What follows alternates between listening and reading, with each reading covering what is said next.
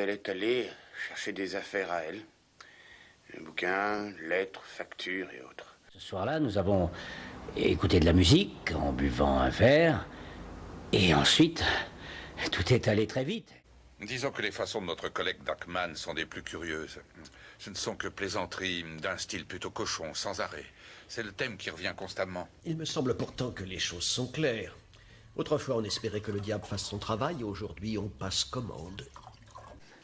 Une petite question, inspecteur. Je fais des affaires. Je ne connais ces gens que de façon superficielle. J'ignore qui ils sont.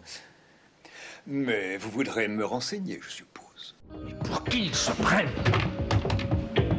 Bon sang, qu'est-ce que ces gens-là viennent faire ici? À bientôt, monsieur Krantz. Je n'ai pas regardé l'heure qu'il était à cet instant. Vous parlez de minutes, 10, 20, 30. Je vous dirais une trentaine. J'ai eu le temps de téléphoner plusieurs fois. Oui, il y a une trentaine de minutes qu'elle se trouvait là. Elle a disparu d'un seul coup.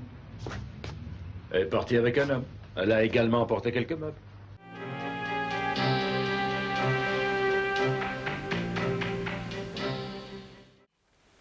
Il y a déjà un moment que je vois où se trouvent ces traits.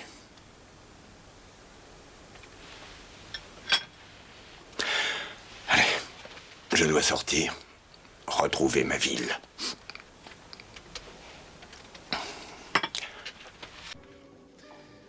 Juste derrière, là, il y a un téléphone numéro 3229. Si jamais quelqu'un me cherche, dites que je suis au laboratoire, chez Monsieur Rush. Vous êtes le genre de type dont j'ai une sainte horreur. Il était technicien en électronique, ou plutôt ingénieur. Il a travaillé pour plusieurs entreprises, divers instituts. Il fallait connaître notre clientèle. Il y avait une quantité de requins qui se déchiraient et qui ne devraient pas s'étonner que d'autres requins viennent les mordre. Vous savez qui étaient ces gens? On a pu identifier ces hommes? Que dit la police de cela?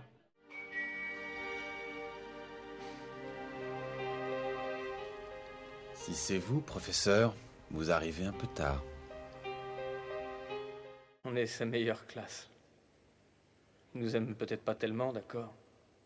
Mais il peut pas aller voir le grand patron en lui racontant qu'il a piqué un pistolet dans un vestiaire. Tu penses qu'il va te dire qu'il vient de renverser un piéton?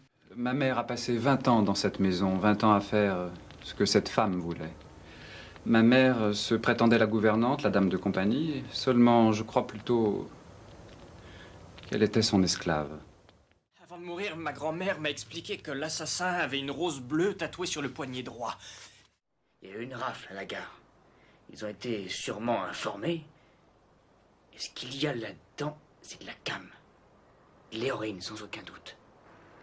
Mon père, sans le savoir, s'est embarqué dans une affaire de drogue.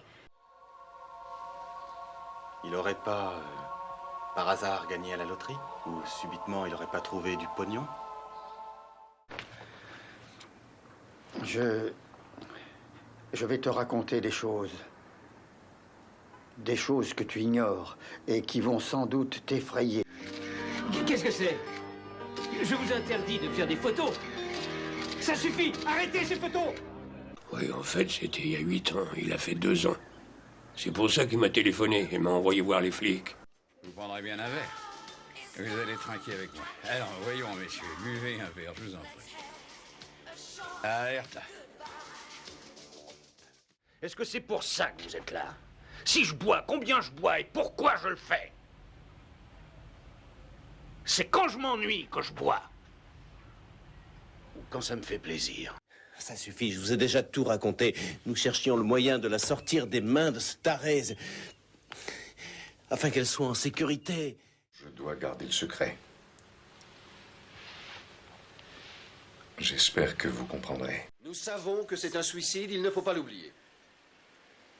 Les véritables raisons de ce geste demeurent mystérieuses pour tout le monde. C'est pas vrai. Quand on se suicide, c'est qu'on a une raison pour se virer. Elle n'avait aucune raison de le faire. Des morts, j'en ai vu. J'en ai vu trop des morts dans ma vie. En fuyant des pays de l'Est.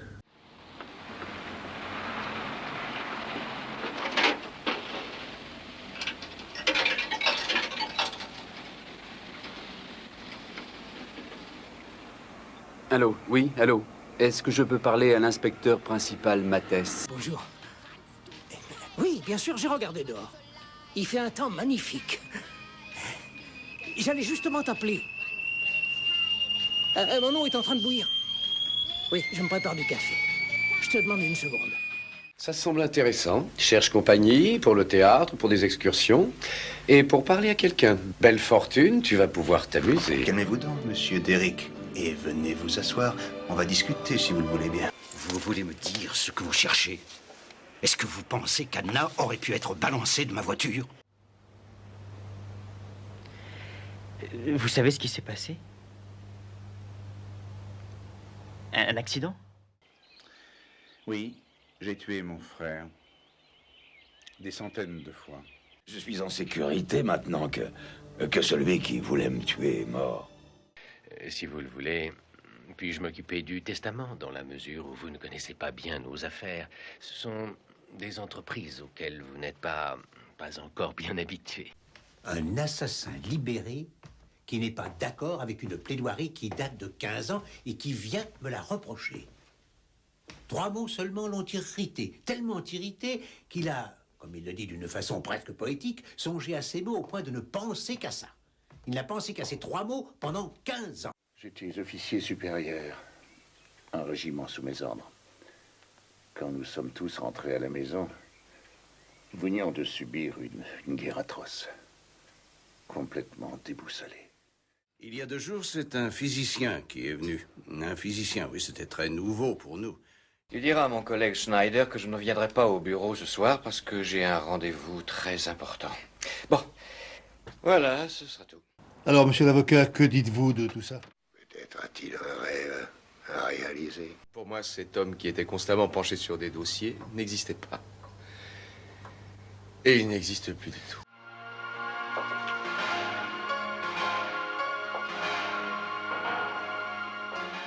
Tu es vraiment sérieux lorsque tu me demandes ces 100 000 marks? Écoutez, croyez-vous que j'ai pu tirer sur mon père et le tuer de sang-froid? C'est ce que vous croyez, je suis pas idiot. Je n'ai pas confiance du tout. J'avais des doutes, un pressentiment plutôt inquiétant. J'avais raison, on voulait nous abuser. Vous disiez que l'éclairage n'était pas ce qu'il aurait dû être. Bien sûr, c'est vrai, et tout ça m'a fait réfléchir. Je suis plus un enfant de cœur. Sois sans inquiétude. Et merci à toi de m'avoir sorti de la merde.